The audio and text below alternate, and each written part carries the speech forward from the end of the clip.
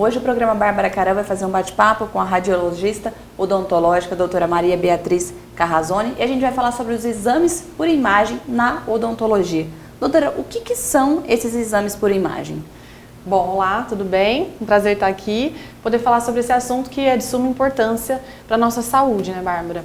Os exames por imagem na radiologia, eles constituem exames que a gente vai poder ver, Bárbara, como que está a região dos dentes, do osso alveolar, onde os dentes, né, estão inseridos. Se o paciente tem cárie, tem uma doença periodontal, na hora de a gente fazer um diagnóstico, nós precisamos aliar aquela parte clínica, onde o paciente está sentado na cadeira, e a gente consegue ver e tocar com os instrumentos do dentista, os exames por imagem na odontologia. Então a gente tem uma gama de exames bidimensionais, tridimensionais, então tem radiografia, tem tomografia odontológica hoje, que é um exame específico para odontologia, no qual a gente vai aliar então ao exame clínico e aí a gente consegue ter o diagnóstico do nosso paciente para poder tratar. Então são vários tipos de exames por imagem que vocês têm na odontologia, doutora? Isso, são vários tipos hoje.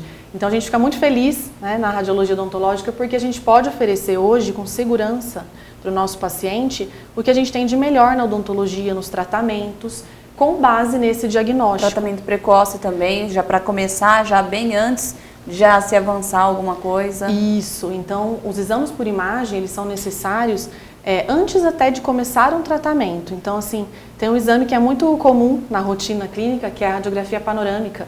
É aquele exame que parece um sorriso, né? E sai a maxila e a mandíbula e estruturas anexas, como por exemplo a ATM, né? Então hoje até por conta da pandemia a gente tem muitos casos de DTMs, de disfunções, né? A pessoa tem dor aqui, estalido.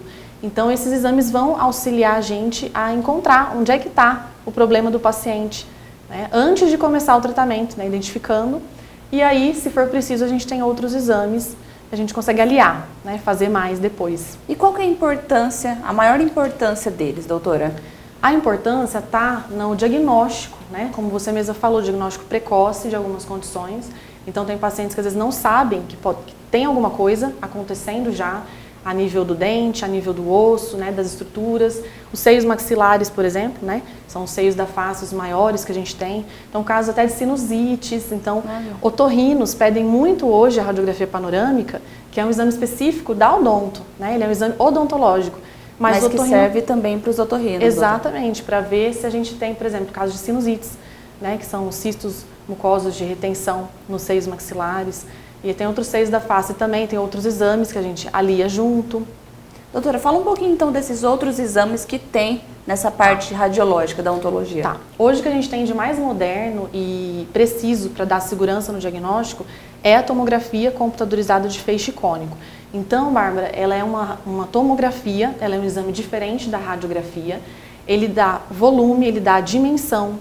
Então, por exemplo, casos que a gente tem que ter um diagnóstico preciso, por exemplo, planejamento de implantes. Quando a gente não tinha ainda tomografia, que é uma tecnologia assim, nova, ela está aí estourando agora faz 10 anos. Recente, se a gente pensar, né?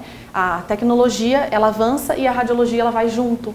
Eu gosto sempre de falar isso, a radiologia acompanha o desenvolvimento. Isso, então a tomografia, ela é um exame que vai dar com precisão qual a dimensão de osso que tem ali, se o paciente tem osso suficiente para colocar o implante ou não, e diagnóstico de lesões, de fraturas. Então, assim, um planejamento de extração de terceiros molares, por exemplo, o dente do siso. Né? Vamos falar dente do siso. O famoso dente do siso, dente do juízo, né? A gente brinca. Então, esse exame, ele auxilia para o cirurgião e para o paciente. Então, ele traz mais segurança. Porque, por exemplo, tem casos que pode gerar uma intercorrência. Sim. Então a gente evita isso com esse exame hoje. Então não dá para negligenciar esse exame. Então, por exemplo, a panorâmica serve para muitas coisas, mas às vezes ela não resolve. Não resolve outros tipos de problemas. Isso. Então a tomografia ela veio hoje para somar e ela é um exame que pode ser feito em crianças, em adolescentes, adultos, jovens. Então, assim, todos na radiologia tem indicação correta. Né? E esses exames, eles têm restrição para algum tipo de público? Grávida não pode fazer? Olha, ele pode ser feito desde com a indicação correta. Em relação a grávidas, que é uma grande dúvida, é importante deixar claro que na radiologia odontológica, as doses de radiação, elas são super baixas, muito mais baixas do que na medicina. Então, assim, é muito seguro fazer os exames e a gente usa protetor, né, avental de chumbo, protetor aqui da tireoide. Cada exame existe as especificações certas para a gente poder usar. Então, assim, ele é seguro, grávida pode fazer, desde que o médico esteja acompanhando, desde que tenha uma indicação correta, por exemplo, dor. Se a grávida chega com dor, nós temos que avaliar o grau, o que está envolvido e se vai ser possível realizar a radiografia. Então, assim, geralmente no primeiro trimestre de gestação, nós evitamos fazer esse tipo de exame. Isso, mesmo com a proteção radiológica, que é uma radioproteção, a gente chama, nós evitamos. Então, mas se ela realmente estiver com dor e o médico estiver junto com a gente. Então, aliados, assim, né? Exatamente. Então, medicina e odontologia caminham juntas, né? Cada uma fazendo a sua parte. Então, para qualquer tipo de tratamento que a pessoa vai começar a fazer na odontologia, ela tem que começar a fazer os exames por imagem, doutora? Exato. Então, eu falo assim, para chegar no tratamento odontológico, hoje é primordial uma radiografia panorâmica, que é um exame... Para começar, a gente vê como que está a boca do paciente. Exato, porque é um exame que tem um custo baixo, hoje, né? Graças a Deus a gente está evoluindo, aparelhos modernos no mercado, a gente trabalha com uma tecnologia digital, então... Nós não estamos mais imprimindo, Bárbara. Olha. Ainda mais por conta do Covid. Tudo computadorizado. Tudo vai para o computador. E o Covid acelerou um pouquinho esse processo que a gente está passando. De, assim, é uma educação, uma conscientização que nós estamos trazendo. E não é só na odontologia, a medicina também.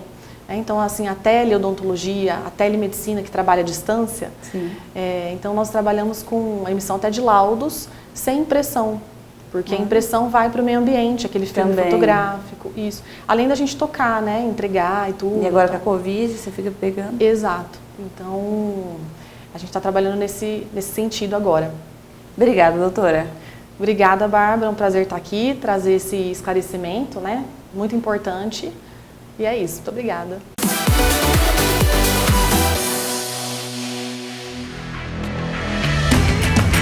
O Armazém do Esporte é um modelo de negócio feito para você ganhar dinheiro, mas sem nenhuma complicação. Por isso, vamos falar de tudo que você precisa saber para se tornar um franqueado e começar a ganhar dinheiro agora mesmo. Como funciona? É simples. Para entrar para o time Armazém do Esporte, você paga uma única taxa de adesão de R$ 499,90, garante seu acesso ao nosso portal, onde irá realizar o seu pedido no valor mínimo de R$ 500 em produtos, com auxílio de nosso serviço de atendimento aos parceiros. Precisa ter loja física? Não. Nesse modelo de negócio, você pode trabalhar na sua casa, onde e quando quiser. Tem taxa mensal? Não. Você só paga uma pequena taxa de R$ 500 de renovação do negócio a cada 12 meses. Não cobramos nenhuma taxa mensal e não existe multas contratuais. Tem pedido mínimo? Sim, nosso pedido mínimo é de R$ 500. Como eu vendo os meus produtos? Você pode vender em suas redes sociais de relacionamento, marketplace, lojas virtuais ou estabelecimentos comerciais. Sou obrigada a comprar todo mês? Não. Você pode comprar de acordo com a sua necessidade e quando desejar. Preciso ter empresa? Não, mas precisa ser pelo menos um microempreendedor individual, MEI, onde orientaremos como realizar o seu cadastro e ter acesso ao seu CNPJ. Terei acesso a quantos produtos? São mais de 100 mil produtos incríveis. Em quanto tempo recebo os produtos? O prazo de entrega é de apenas 10 dias úteis. Você recebe os produtos na sua casa. Tem frete? Sim, mas ele é baixo. Temos parcerias com várias transportadoras. Os produtos são caros? Essa é a melhor parte. A maioria dos produtos tem preço que variam entre R$ 10 e R$ 49. Qual a minha margem de lucro? Você terá acesso a produtos de baixo custo que podem te trazer retorno entre 100% e 250%. Viu como não tem complicação? Faça parte também você do time Armazém do Esporte e seja também um craque no presente.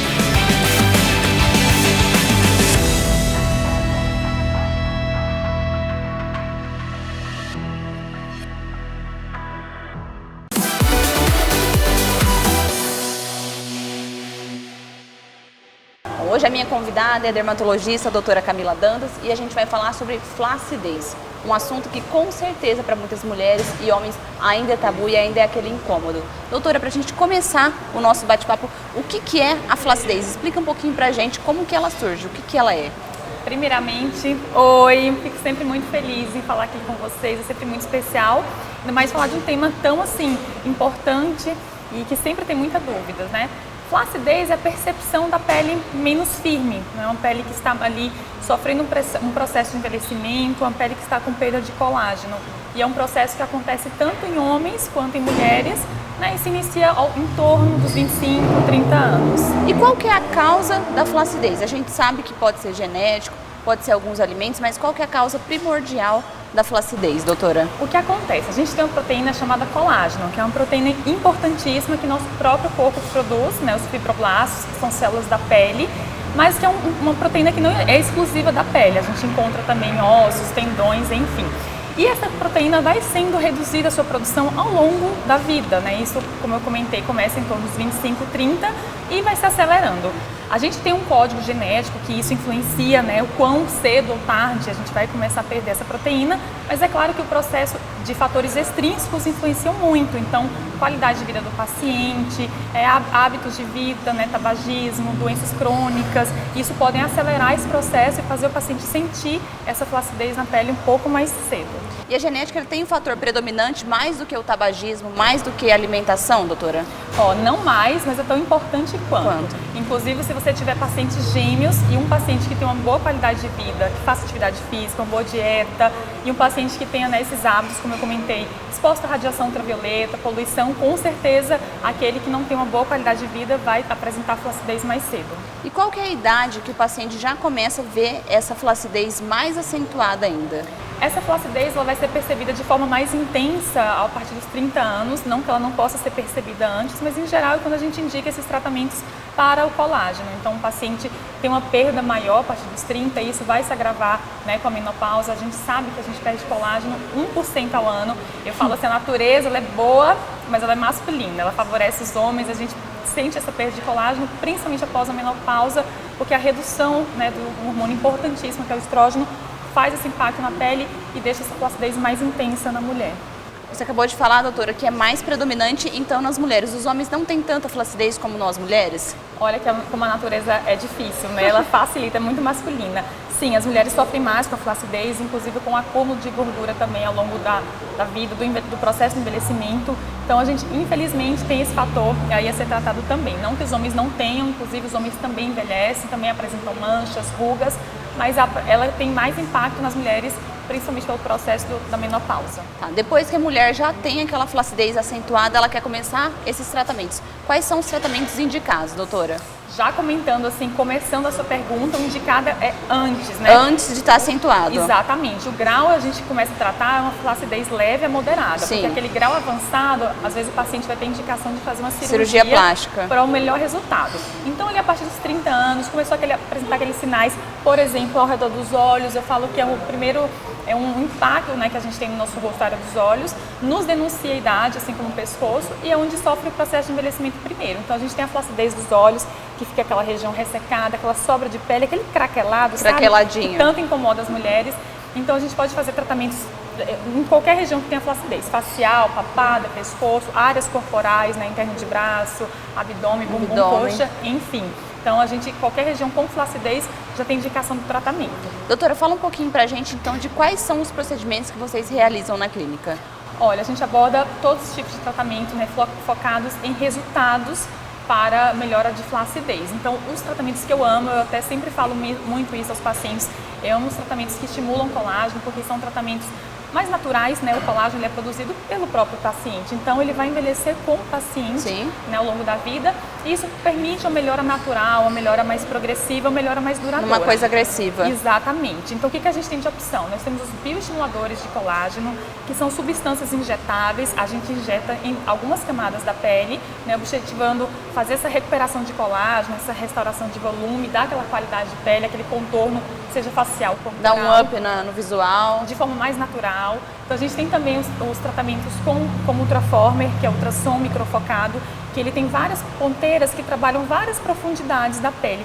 E eu falo aos pacientes que ele é o único aparelho que a gente consegue trabalhar a flacidez muscular. Olha. Ele é a academia do rosto, né? A gente trabalha a academia, a flacidez muscular, corporal, e ele é do rosto. Mas a gente pode aplicá-lo também em áreas corporais, né? Pescoço, colo, enfim, como eu comentei, as áreas do corpo. E a gente também tem os grandes fios maravilhosos, high-tech, fios bioestimuladores, que eles vão fazer também esse estímulo intenso de colágeno nas regiões desejadas. E todos esses tratamentos, ele é uma vez por ano? Quantas sessões o paciente ele tem que ir até o consultório? Excelente pergunta, os pacientes perguntam isso. Então, assim, depende. Por isso, uma avaliação diagnóstica é importantíssima para ver o grau de flacidez dessa pele do paciente, idade. Em geral, a gente indica um tratamento anual. Eu falo aos pacientes que a gente tem que dar esse up na pele uma vez ao ano, né? Mas nada impeça que, se for uma flacidez mais avançada, ele refaça esse tratamento 6 meses depois. E as sessões variam, de 1 a 3 sessões. Os tratamentos em geral de estímulo de colágeno são os tratamentos toleráveis em relação à dor. E assim, eu sou muito fã porque a percepção é progressiva, é com muita qualidade, sabe? E são tratamentos avançados. Então, gosto bastante de tudo que vai mais pro natural. E o paciente também, ele pode aliar, tomar alguma coisa para flacidez via oral na casa dele, doutora? Ótimo, olha, acho que é a pergunta que eu mais recebo no Instagram, no consultório, sobre a questão do colágeno oral. Funciona ou não? Então, assim, a gente teve um trabalho em 2019 publicado sobre as revisões das pesquisas feitas sobre a influência e o resultado do colágeno. E o que a gente viu? Ele tem resultado, tem estudos literários, né? A gente tem os colágenos melhores para a pele, os peptídeos, peptão, verisol. Só que o que a gente vê é que esse impacto na pele é mais um pouco hidratação e é um percentual muito pequeno. Então, ele não é expressivo a ponto de fazer uma sustentação facial, uma melhora impactante da flacidez. Então, a gente associa sim, isso potencializa, né? Mas não é um tratamento direcionado para a flacidez. E a partir de qual idade a mulher ou o homem ele já tem que começar a fazer o uso desse medicamento? Como a gente começa a perder colágeno em torno dos 25, 30 anos, nas minhas prescrições eu costumo indicar por aí. Mas varia muito, porque, por exemplo, a gente pode associar o colágeno a outros ativos que melhoram a absorção desse produto no organismo, né? E a gente sempre vai direcionar. É por isso que eu falo, não se automediquem, porque uma coisa você compra um colágeno pronto, mas se você pode exatamente, individualizar e ver quais componentes são melhores para cada tipo de pele, então isso, né, claro, potencializa o resultado. Obrigada, doutora. Sempre um prazer. Obrigada a vocês.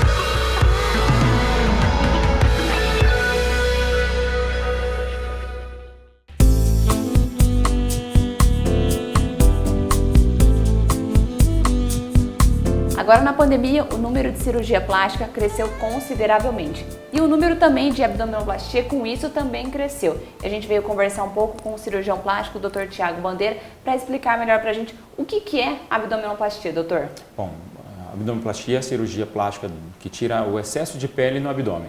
A gente tem duas cirurgias para o abdômen, a lipoaspiração e a abdominoplastia. A lipoaspiração só trata a gordura. Já quando o paciente tem flacidez, excesso de pele, tem fraqueza de musculatura, normalmente depois de uma grande perda de peso, depois de gravidez, aí precisa fazer a abdominoplastia.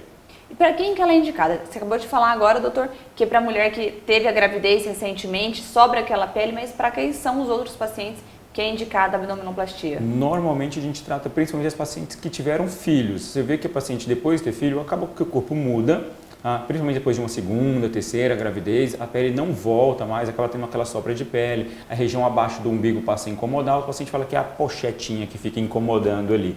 O paciente vem, procura, o paciente às vezes não tem certeza do que é a cirurgia indicada para ele, vem no cirurgião plástico para conversar, fala, olha, me incomoda essa parte, a gente vai examinar, vai avaliar, vai falar assim, olha, então tem pele, tem flacidez, tem às vezes estrias também, então a gente esse já caso... é o indicativo. Já é o indicativo de abdominoplastia. Se você olha o abdômen, tem estria, pele, flacidez... Doutor, explica então um pouquinho pra gente de como que são as cirurgias de abdominoplastia, quais são os tipos que você tem aqui no seu consultório? Bom, a abdominoplastia clássica é a mais indicada, é a principal, é que ela vai conseguir tratar toda a região do abdômen inferior, tudo que está abaixo do umbigo a gente vai conseguir retirar. Então, se o paciente tem um pouco mais de flacidez, é essa cirurgia que vai dar o melhor resultado. O paciente que tem uma flacidez, um excesso de pele localizado quase que ali na região da linha do biquíni, uma região menor, pode ser que a minha abdominoplastia, que tem uma cicatriz menor, consiga dar um resultado para esse paciente.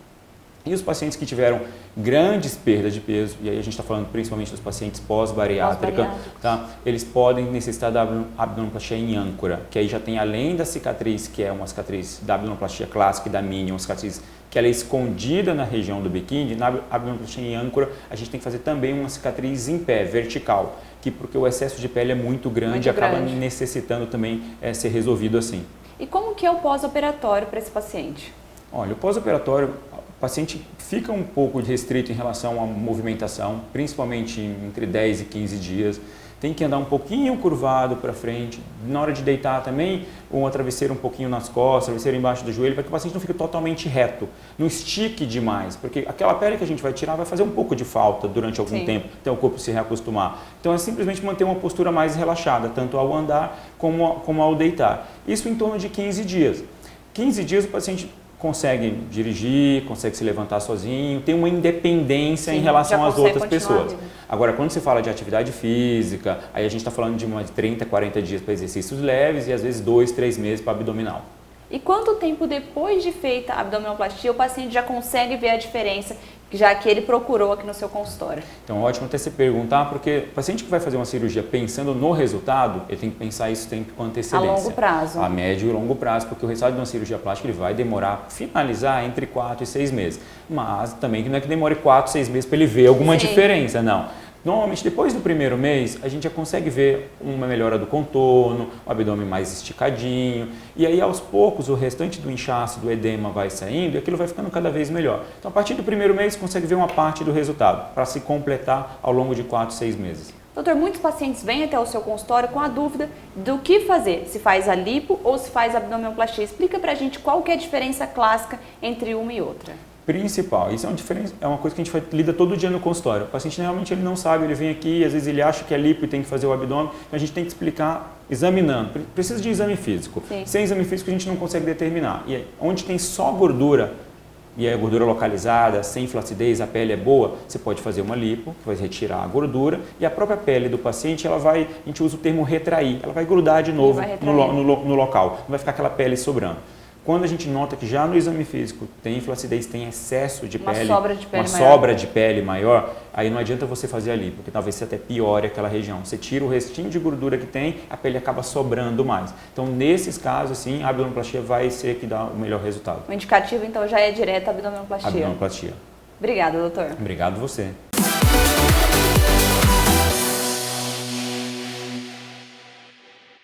Doutor, desde o início da pandemia, o aumento da cirurgia de rinoplastia aumentou muito, consideravelmente. Sim. A gente se dá a isso tanto pelos stories que a gente vê no Instagram, pelas videochamadas. Acho que as pessoas elas estão mais em casa, elas estão olhando mais as fotos, estão dando aquele zoom, e isso com certeza atingiu também o seu consultório, né? Ah, sim. O mundo online cresceu muito, né? Então as pessoas estão se vendo na tela muito. E isso, como o nariz fica no centro da face, então isso tem chamado muita atenção dos pacientes, de todas as pessoas. Então a rinoplastia, o Google acho que soltou uma pesquisa esses dias que aumentou 4.800 vezes a pesquisa do nome rinoplastia no Google. Então vem crescendo cada vez mais e as cirurgias vêm aumentando também. E qual que é a maior queixa dos pacientes que procuram você, doutor? Quando procura com rinoplastia, normalmente o pessoal se preocupa muito com o perfil. De lado. Então essa gibinha, né, que é esse ossinho que fica no nariz e a ponta caída. Então o pessoal quer deixar o nariz com a pontinha mais levantada mais e habilitada. aquele dorso mais bonitinho, mais harmônico. E a gente sabe que também a cirurgia de rinoplastia ela pode ser associada também a outras técnicas, como o desvio de septo. Sim. A gente sempre trabalha como otorrino, né? Eu trabalho sempre na parte funcional e estética. Então eu gosto de associar as duas cirurgias. Na parte estética a gente faz a rinoplastia estruturada, que a gente vai falar um pouquinho depois. E na parte funcional a gente corrige o desvio de septo, se tem alguma sinusite crônica, algum problema funcional além disso, a gente consegue corrigir também para respirar bem. Para respirar melhor, que isso também é um dos intuitos do paciente procurar rinoplastia. Sim, principalmente homem, né? Hoje em dia tem tido muita rinoplastia em homem. Sim. Essa semana das 7 rinoplastias, 4 foram homens, então foi um pouquinho anormal essa semana. Diferente, então. O homem sempre vem por questão funcional. É muito raro o homem vir por questão estética. Mas daí a gente apresenta uma solução funcional em conjunto com a estética. Aí o paciente gosta bastante e acaba fechando as duas cirurgias, que é o ideal. Doutor, a gente estava falando agora de rinoplastia estruturada. O que é esse termo? O que ele seria? A rinoplastia estruturada é um termo que a gente usa para rinoplastia moderna. Por quê? A gente utiliza enxertos para a gente deixar o nariz bonito e com uma função boa. Então, antigamente, a gente só removia as estruturas do nariz, sem reestruturar. Isso causava muita alteração funcional. O nariz ficava mais pinçado, o paciente tinha mais dificuldade na respiração. Com a rinoplastia estruturada, a gente acabou com esse problema. A gente consegue ter um nariz bonito e que funciona bem, porque a gente coloca os enxertos na posição correta para o ar entrar melhor no nariz. E quais seriam os maiores benefícios dessa cirurgia? Normalmente é essa associação, beleza, harmonia facial e a gente tem uma função do nariz primordial que é a respiração. Doutor, vamos falar um pouquinho de como que é feita essa cirurgia de rinoplastia. Muita gente se pergunta como que é, fica com medo, pergunta quanto tempo que ela tem que ficar de repouso depois. Sim. Explica pra gente como que seria. Existem várias técnicas para chegar no mesmo objetivo. Então a cirurgia que eu mais realizo é uma rinoplastia aberta, que a gente faz um cortezinho na base da columela, que é essa região do nariz. A gente consegue expor melhor todas as estruturas e estruturar melhor o nariz. A questãozinha mais funcional é sempre importante, então a gente sempre busca a harmonia da função com a estética, né? E como que é o pós-operatório? Depois de feita a cirurgia, como que o paciente tem que seguir na casa dele? É bem tranquilo, normalmente na primeira semana o paciente fica com um curativo externo Aqui em cima. e os pontinhos aqui. Quando fecha a asa, ficam os pontinhos na lateral também. Com 7 dias a gente remove todo esse curativo, remove todos os pontos, faz uma limpeza mais completa, o paciente volta a respirar melhor. Nos primeiros dias a gente não usa tampão, então não tampa a respiração 100%. Mas devido a um inchaço, o que incomoda um pouquinho mais é a respiração. O paciente fica com um pouquinho mais de obstrução do que o normal. Mas isso com 7 dias vai aliviando e depois vai melhorando aos poucos até ficar 100%. E depois de quanto tempo o paciente consegue ver já esse efeito que ele procura aqui no seu consultório? Então, a rinoplastia a gente sempre orienta o paciente que é um resultado mais longo. Tem paciente que tem resultado imediato melhor por conta do edema. Isso é muito variável, não dá pra gente garantir para cada paciente. Isso, varia muito cada um. E normalmente, em média, 6 meses para a gente ver o resultado final a 1 ano. Depende muito de cada pele. Doutor, fala um pouquinho da importância da escolha do profissional na hora de fazer a rinoplastia. Hoje em dia a gente tem visto muitos profissionais não médicos, né? Então, que realizam alguns procedimentos no nariz, então tem que tomar bastante cuidado, acho que tem que pesquisar bem, ver se o profissional está habilitado, conversar com outros pacientes que fizeram o procedimento desse profissional. E hoje em dia com a internet a gente consegue pesquisar bem e puxar tudo para ver certinho. A gente vê muitos profissionais que fazem aquelas rinomodelação Ação. definitiva, aí não dá certo e acaba procurando vocês depois. Hoje a gente tem tido bastante caso assim.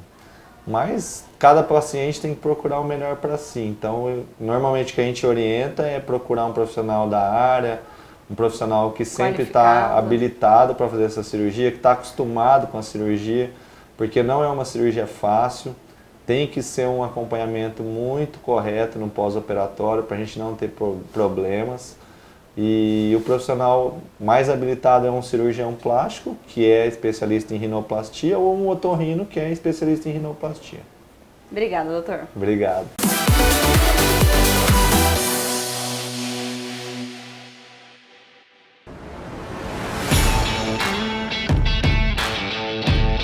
Se você busca empreender, mas não sabe por onde começar, assista esse vídeo e conheça a nano franquia Armazém dos Presentes. Olá, eu sou Bárbara Caran e eu vim te apresentar um modelo de negócio simples, promissor e muito lucrativo. O Armazém dos Presentes é uma nano franquia voltada para você que quer trabalhar sem sair de casa, com produtos que proporcionam altas porcentagens de lucratividade e com uma variedade de opções que te fazem vender bem o ano todo. Nosso catálogo conta com mais de 50 mil itens. São presentes criativos, de qualidade e com opções a partir de R$10. Você sabia que o pilar mais importante para que seu negócio dê certo é a taxa de lucratividade? Por isso, nossos produtos são de baixo custo para o revendedor e de alta lucratividade.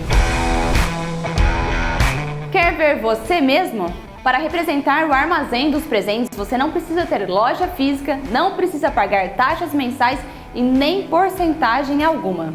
A partir de um pedido mínimo, você recebe os produtos na sua casa em até 10 dias úteis e já pode revender onde e como quiser.